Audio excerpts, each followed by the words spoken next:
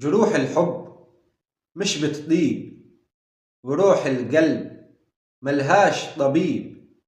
فبلاش نجرح بعض وفي الآخر نقول نصيب.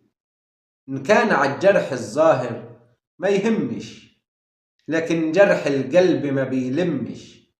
فلو مش قد الحب ما تحبش، ولو مش هتقدر تبني ما تهدش.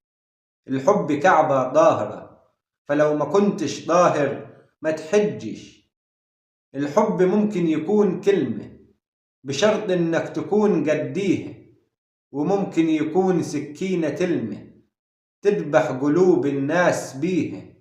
وقلوب الناس والله اللي فيها مكفيها. فبلاش تتكلم عن الحب وانت في الأساس مقضيها. ده جروح الحب ما يعرفهاش غير اللي مر بيه.